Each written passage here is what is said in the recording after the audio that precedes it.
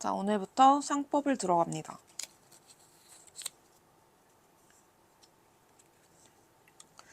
자, 21번.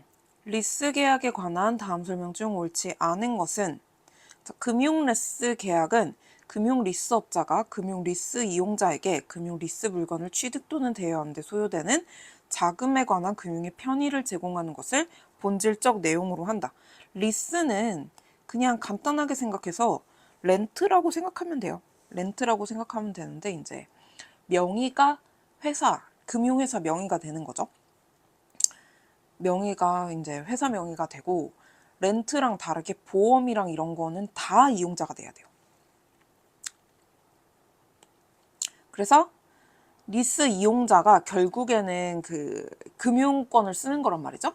그러니까 자금에 관한 금융의 편의를 제공하는 것을 본질적 내용으로 하는 거 맞죠? 자, 금융리스 업자는 금융리스 이용자가 공급자로부터 상법 제168의 3, 1항에 따라 적합한 금융리스 물건을 수령할 수 있도록 협력할 의무와 함께 독자적인 금융리스 물건을 인도 의무 또는 검사 확인 의무도 부담한다. 자, 우리가 만약에 자동차를 산다고 생각해 보자고요. 제일 우리랑 가까운. 그러면은 자동차를 사는데 내가 금융리스로 살 거예요. 그러면은 리스로 살 거면은 이제 금융리스 캐피탈이 있겠죠. 캐피탈이 나한테 돈을 줄 거잖아요. 대출. 사실 이거는 금융 리스. 그래서 나한테 이제 캐피탈 저기를 해줄 거잖아요. 그러면은 금융 리스 이용자가, 내가 이용자겠죠? 이용자가 공급자로부터 자동차 회사로부터 적합한 금융리스 물건을 수령할 수 있도록 협력할 의무와 함께 금융리스업자는 내가 얘한테서 제대로 된 자동차를 받을 수 있도록 협력할 물건, 그리고 독자적인 금융리스 물건을 인도 의무 또는 검사 확인 의무. 얘네들이 이거 자동차 제대로 이제 인도, 검사, 확인 이거를 그거를 확인할 의무가 있을까요? 없죠. 일반 그 금융회사에서도 그런 거 안 해주잖아요. 그쵸?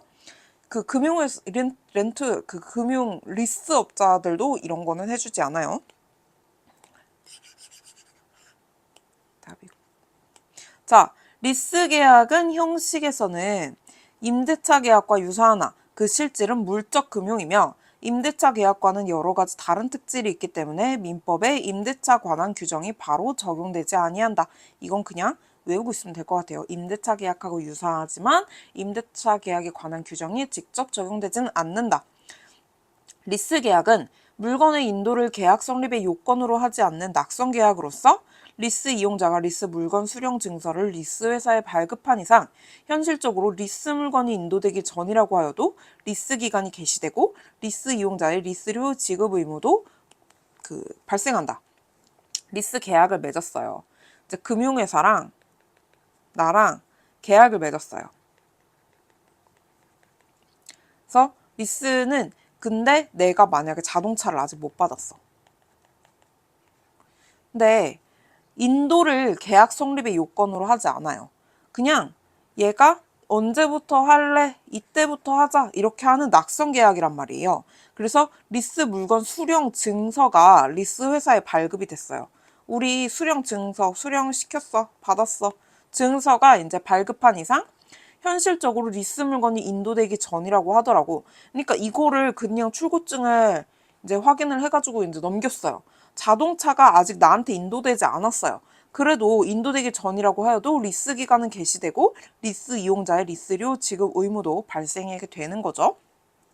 일반적으로 리스 계약에 있어서는 리스 물건의 소유권이 리스 회사에 유보되는 것 자체가 리스 이용자의 리스 회사에 대한 계약상의 채무 이행을 담보하는 기능을 가지고 있어 변환물이라고 할 수 있는 리스 물건에 관한 리스 회사의 보험금 청구권 역시 담보적 기능을 가지고 있다.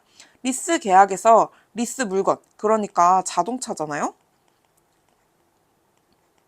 자동차. 소유권이 리스 회사가 가지고 있다고 그랬잖아요. 명의가 회사 거란 말이에요. 리스 이용자의 리스 회사에 대한 계약상의 채무 이행을 담보하는 기능을 가지고 있어. 그러니까 만약에 내가 리스료를 못 냈다. 그럼 회사는 이거 갖고 갈 수 있는 거죠. 리스 물건의 변환물이라고 할 수 있는 리스 물건에 대한 리스 회사의 보험금 청구권. 만약에 보험금에 대해서 이제 그 이용자한테 뭔가 청구를 할 수가 있다. 하게 되면 이제 이것도 안 주면 우리 이거 갖고 갈 거야. 할 수 있다는 거죠.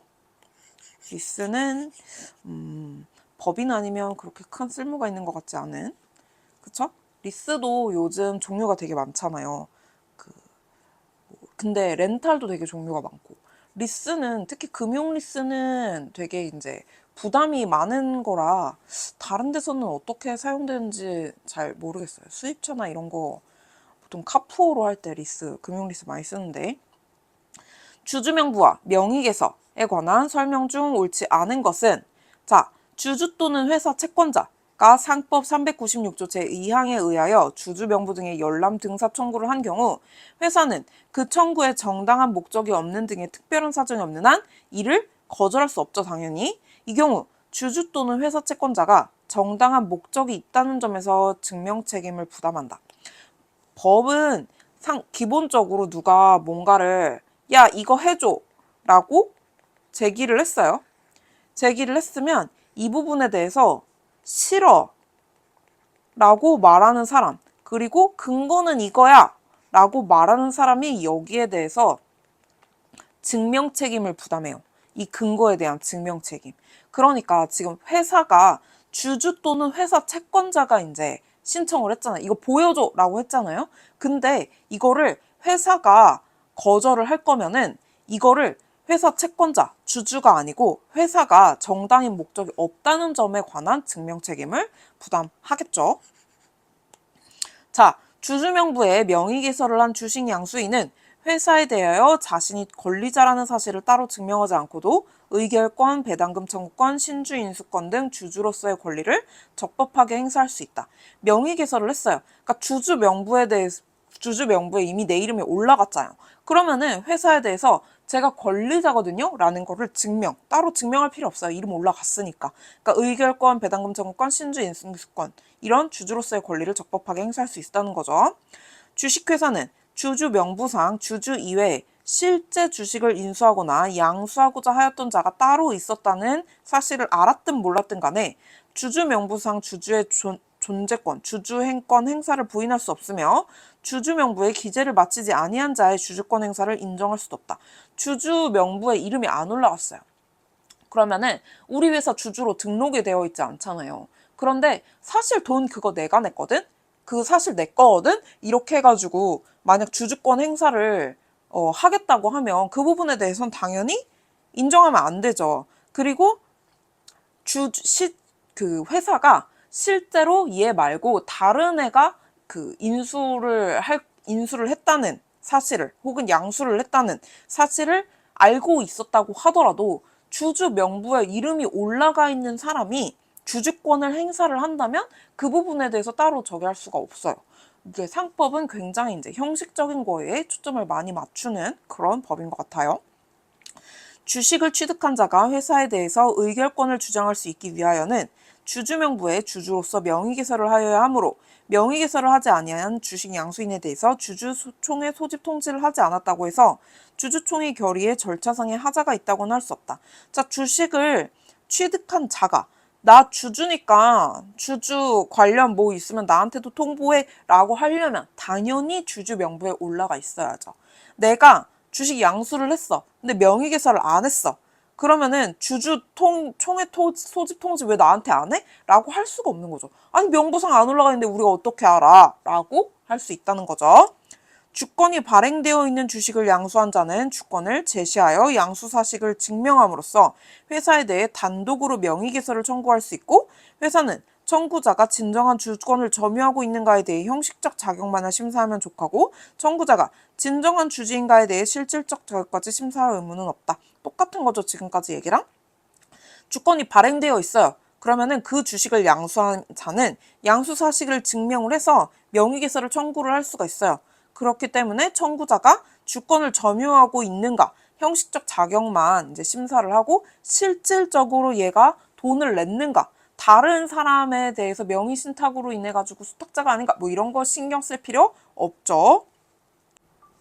자, 1인 회사에 관한 다음 설명 중 옳지 않은 것은 주식회사에서 총 주식을 한 사람이 소유하고 있는 1인 회사의 경우 실제로 주주총회를 개최한 사실이 없다 하더라도 1인 주주에 의해서 의결이 있었던 것으로 주주총회 의사록이 작성되었다면 특별한 사정이 없는 한 그 내용에 결의가 있었던 것으로 볼 수 있어 형식적인 사유에 의하여 결의가 없었던 것으로 다툴 수는 없다.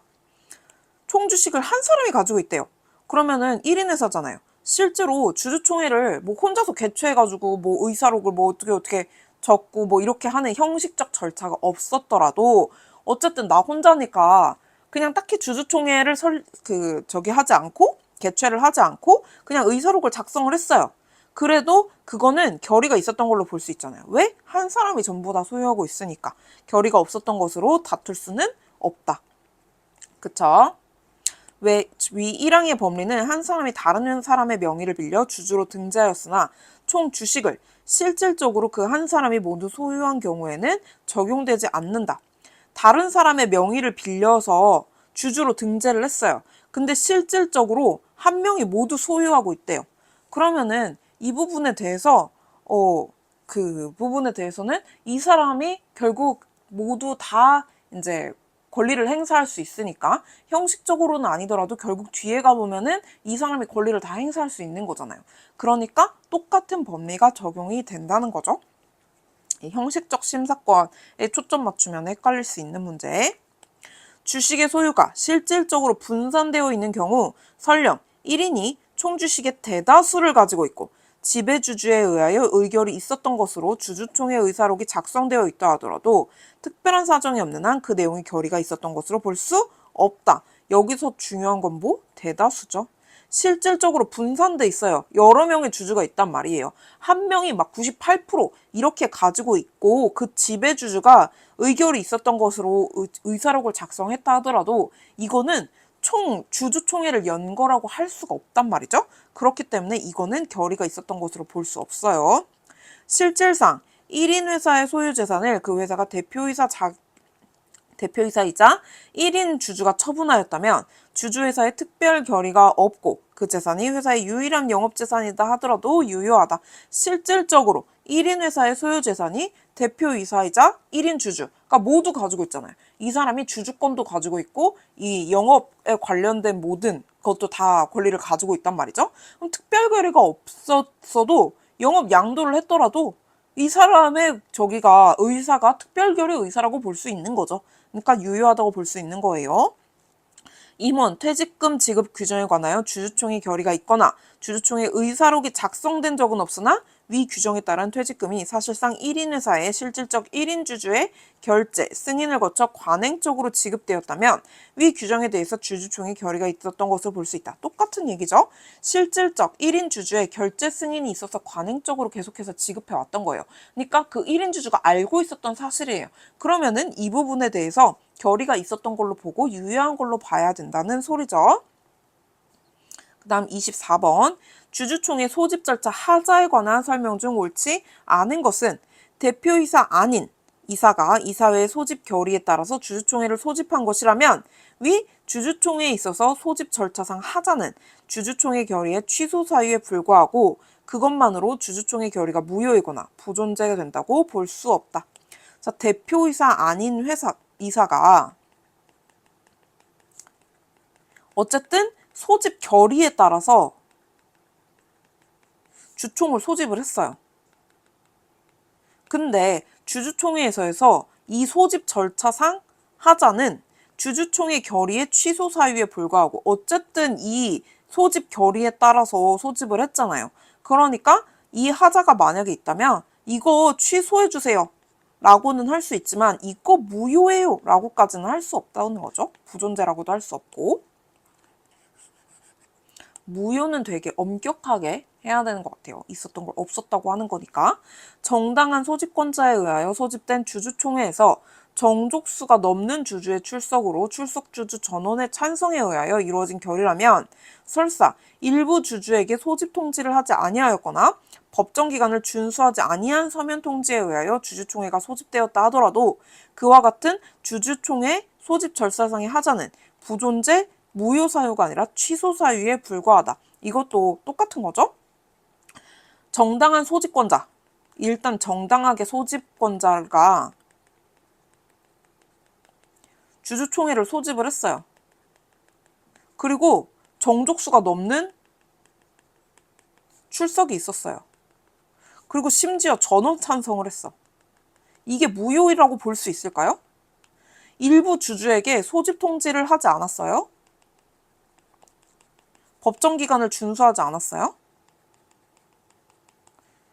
그러면은 이거는 절차상 하자잖아요. 절차상 하자에 대해서는 우리가 내용상 하자가 아니고 절차상 하자에 대해서는 부존재 무효라고 할 수 없고 취소 사유라고 해야 된다. 라는 거죠.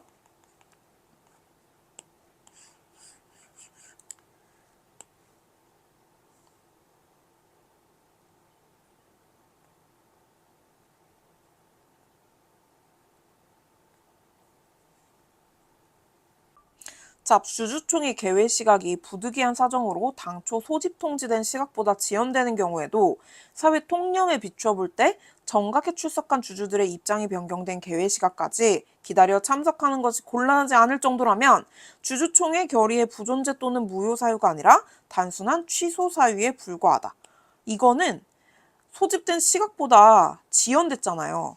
지연되는 경우에도 사회 통념상 뭐 알아서 기다렸다가 출석 주주들이 개회 시작까지 기다려가지고 이제 기다려서 참석하는 것이 곤란하지 않을 정도다라고 하면 이거는 그냥 취소 사유 정도로 볼 수 있지 않을까라고 생각을 할 수 있는데 사실상 개회 시각이 얼마나 지연됐는지도 부정확하고 그리고 얼마나 이제 이동이라던가 이런 거 부분에 대해서 필요한 조치를 다 해야만 그게 취소 사유 혹은 이제 저기가 되는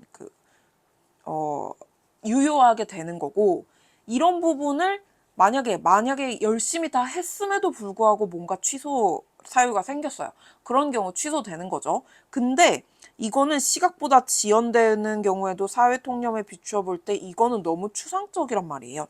그렇기 때문에 부존재 무효 사유에 해당한다는 거죠. 조금 더 정확하게 해줘야 한다라는 얘기고 이 비슷한 판례로 이제 갑자기 이 공간이 뭐 옥상으로 변경이 됐어요. 그런데 이제 주주들이 다 참석을 해가지고 이제 뭐 저기를 할 수 있었던 경우 이거는 뭐 유효한가 무효인가 뭐 이런 저희가 판례가 나온 적이 있는데 모의고사에 이거는 옥상으로 옮겨서 했어도 유효하다라는 판례가 모의고사에 나온 적 있었어요. 주주는 자신이 아닌 다른 주주에 대한 소집 절차의 하자를 이유로 주주총회 결의 취소 해소를 제기할 수 있다. 그쵸? 주주총회 취소 해소는 이제 주주 한 명을 위한 게 아니고 주주 전체, 회사 전체를 위한 거니까 나 말고 다른 사람에게 만약에 소집 절차의 하자가 있었더라도 그 부분에 대해서 내가 이의를 제기할 수도 있는 거예요. 주주총회에서 주주총회 소집 당시 미리 주주에게 통지 아니한 회의의 목적사항 이외의 사항에 관한 결의에 가담한 주주가 주주총회 소집 절차 또는 결의 방법의 하자를 이유로 결의의 취소를 구한다고 하여 곧바로 신의 성실의 원칙, 금반원의 원칙에 반한다고 볼 수 없다. 주주총회에서 미리 주주에게 통지하지 아니한 회의의 목적, 결의, 만약에 이런 게 있다면 주주가 이 부분에 관해서 목적과 결의에 이제 가담을 했어요. 근데 나중에 생각해보니까 아무리 생각해도 이건 아니야. 그래서 주총에서 주총 이거 취소를 구한다고 해가지고 이게 너 이때는 이렇게 말해놓고 왜 이제 와서 이래? 라는 신의 성실 원칙에 반한다고 얘기할 수 있다? 아니라는 거죠.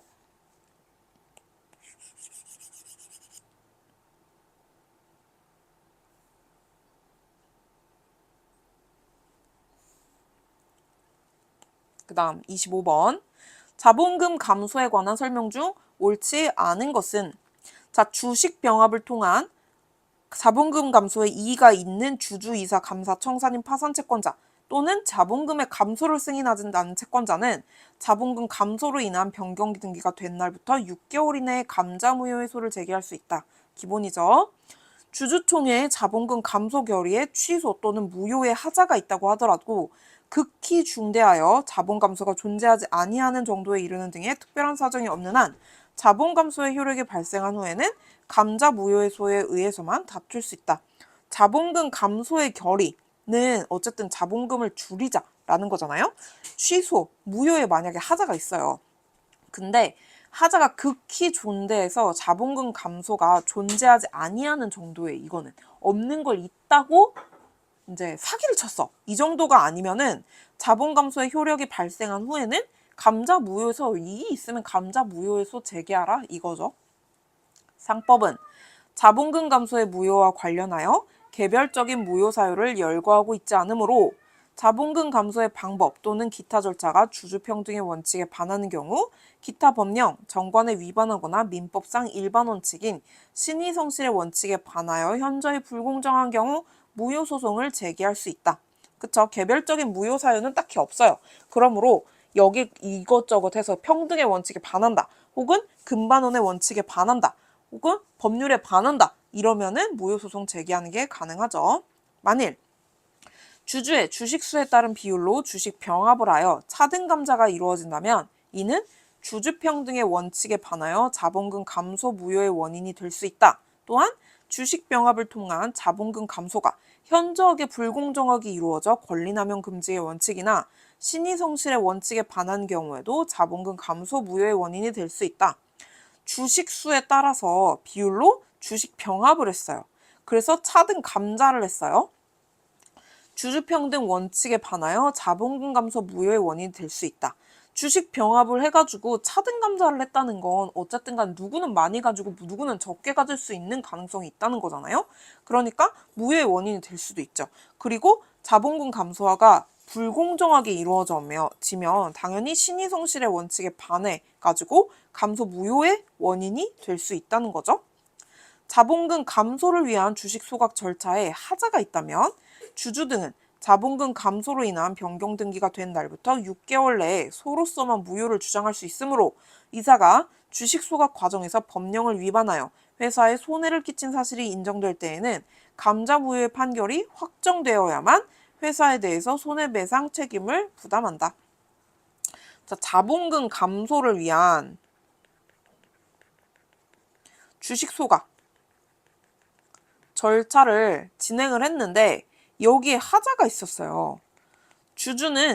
주주들은 이 부분에 대해서 이제 무효를 주장 가능하겠죠. 이사가 주식 소각 과정에서 근데 이사가 이 과정에서 법령을 위반했어요. 그래서 손해를 끼쳤어요. 그런 경우 이미 인정이 됐잖아요.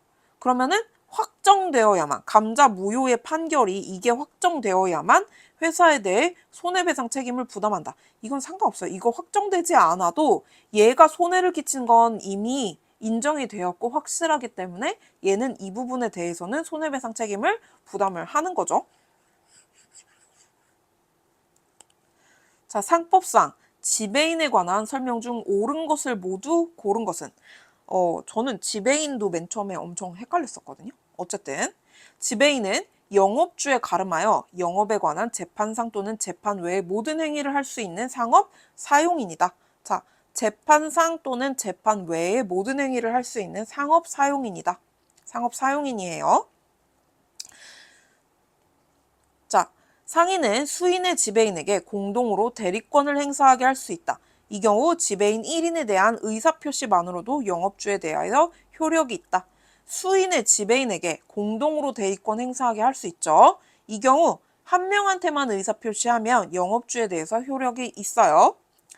본점 또는 지점의 본부장, 지점장 그 밖에 지배인으로 인정될 만한 명칭을 사용하는 자는 본점 또는 지점의 지배인과 동일한 권한이 있는 것으로 본다. 이는 재판상 행위에 관해서도 마찬가지이다. 지배인으로 인정될 만한 명칭이지 지배인인 게 아니잖아요. 그러니까 재판상 행위에 관해서는 마찬가지라고 할 수 없다는 거죠. 지배인의 행위가 영업주의 영업에 관한 것인지는 지배인의 행위 당시 주관적 의사와 관계없이 행위의 객관적 성질에 따라 추상적으로 판단하여야 한다. 지배인이 영업주 명의로 한 어음 행위는 객관적으로 영업에 관한 행위로서 지배인의 대리권의 범위에 속하는 행위이므로 지배인이 개인적 목적을 위하여 어음 행위를 한 경우에도 그 행위의 효력은 영업주에게 미친다. 이러한 법리는 표현 지배인의 경우에도 동일하게 적용할 수 있다. 자, 이거 맨 처음에 엄청 헷갈리는데 주관적 의사하고 관계없어요. 저희가 사실 이것 때문에 이렇게 행동했거든요. 이런 거 필요 없어요. 객관적 성질에 따라 추상적으로만 판단해야 돼요. 이 부분에 대해서 주관적으로 어땠고 뭐 얘가 실질적으로 어땠고 뭐 있던 거 다 필요 없어요. 그러니까 무조건 객관적 성질, 추상적으로 판단을 해야 돼요. 이 부분에 대해서 다른 것들이 막 이해관계가 들어가기 시작하면 이제 이리저리 흔들리기 시작을 하겠죠. 그러니까 무조건 객관적 성질, 추상적으로 판단. 그래서 얘도 맞고요. 상법상 지배인에 관한 규정은 소상인에게는 적용되지 않는다. 않는데요. 이것도 그냥 외워야죠. 아니, 맞는 거죠? 뭐라는 거야? 리을 미음.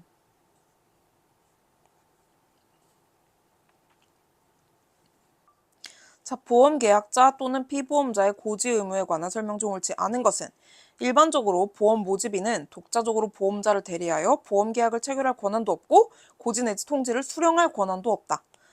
자, 보험회사 그리고 모집인 이 관계는 위탁 관계예요. 그렇기 때문에 대리를 하는 그런 수령권이라던가 아니면 보험계약을 체결한다던가 이런 권한은 보험자가 위탁을 하지 않았기 때문에 이 부분에 대해서 모집인은 이런 걸 권한을 가지고 있지 않다고 봐야 돼요.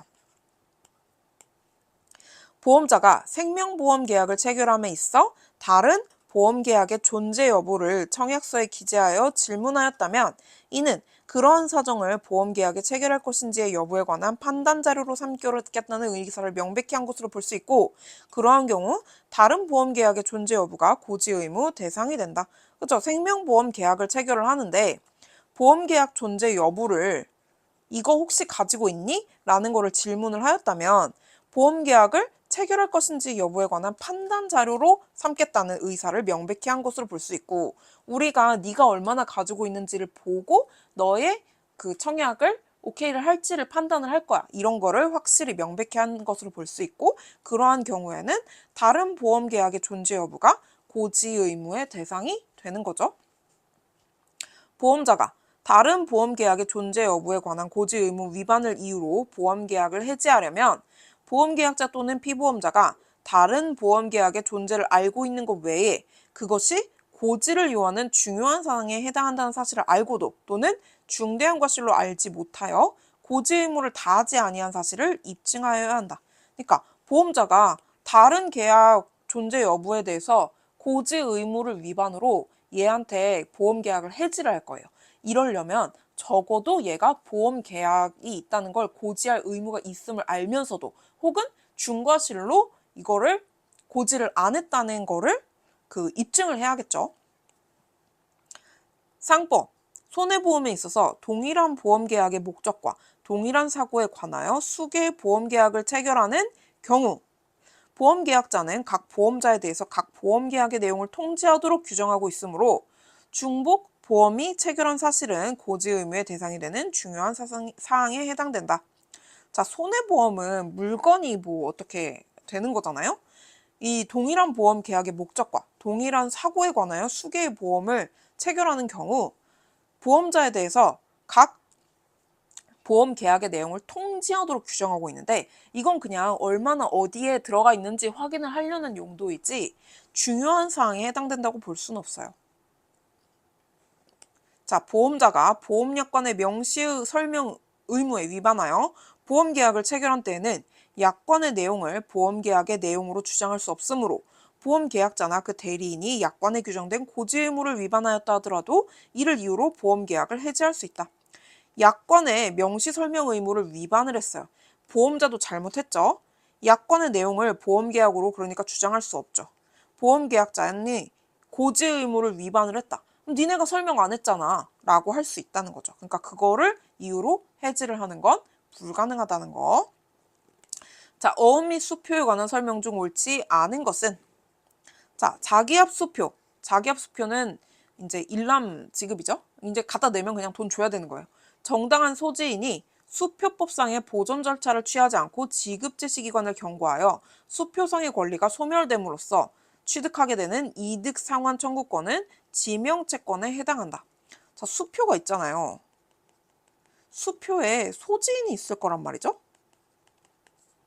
수표에 보존 절차를 취하지 아니하고 지급 제시 기간을 경과를 했어요.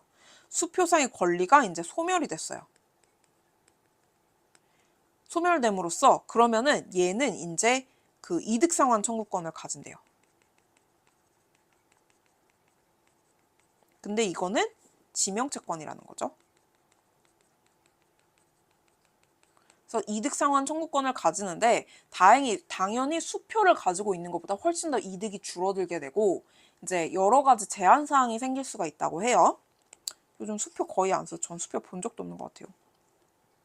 자기합 수표의 이득 상환 청구권의 경우 양도 통지 또는 채무자의 승낙이 확정일자 있는 증서에 의하여 이루어지지 않더라도 채무자인 자기합 수표 발행은행은 이득 상환 청구권의 양도, 그에 기한 채무의 변제라는 사실을 들어 양도인이 위 채권에 대한 압류 채권자 등 양수인의 지위와 양립할 수 없는 법률상 지위를 취득한 사람에게 대항할 수 있다. 자, 수표에 이득 상환 청구권이 지명채권이라고 그랬잖아요. 양도통지 또는 채무자의 승낙이 확정일자 있는 증서에 의하여 이루어지지 않았어요. 이걸 양도를 했는데 통지나 승낙이 없었어요. 채무자인 자기합수표 발행은행은 이득상환 청구권의 양도, 채무의 변제라는 사정을 들어 양도인의 위채권에 대한 압류채권자 등 양수인의 지위와 양립할 수 없는 법률상 지위를 취득한 사람에게 대항할 수 있다.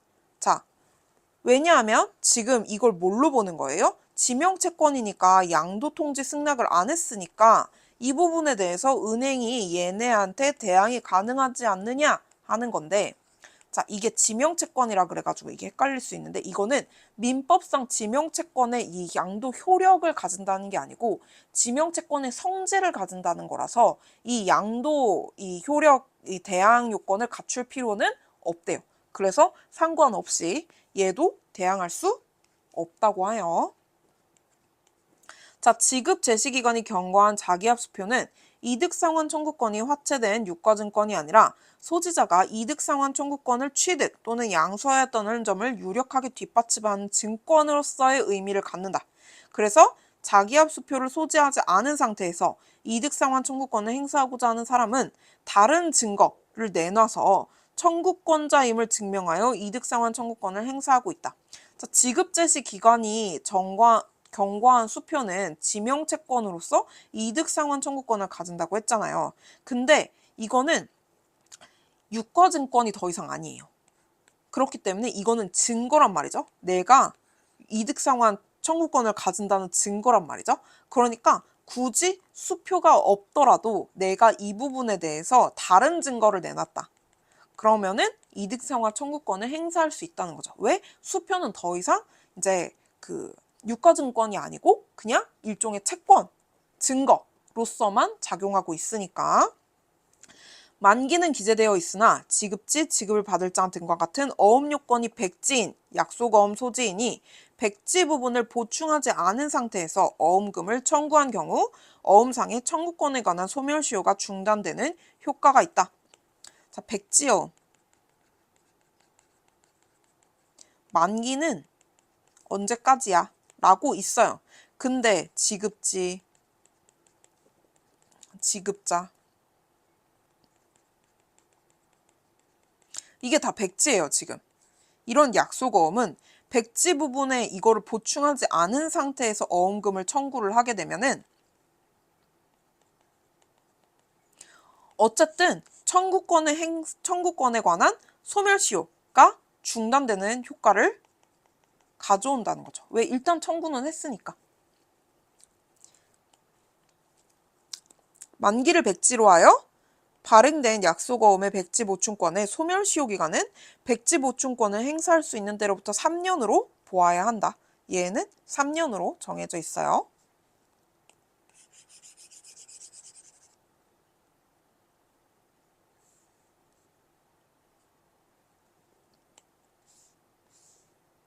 자, 부분적 포괄대리권을 가진 사용인에 관한 설명 중 가장 옳지 않은 것은 부분적 포괄대리권이에요.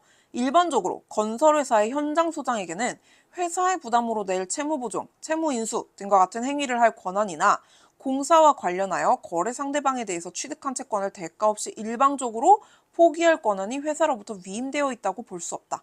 건설회사 현장 소장은 뭐예요? 그 공사하는 사람들 거기를 관리하는 현장 소장이죠.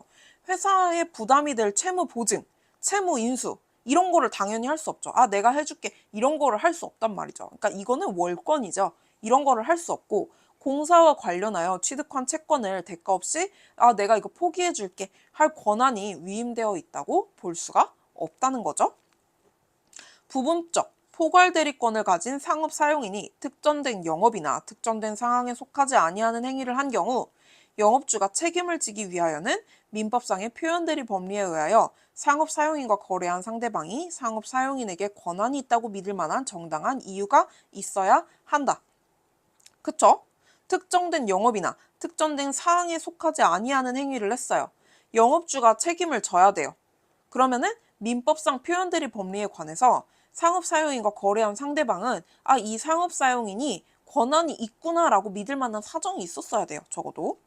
상무이사는 주식회사의 기관에 해당하므로 부분적 포괄대리권을 가지는 회사의 사용인을 겸임할 수 없다.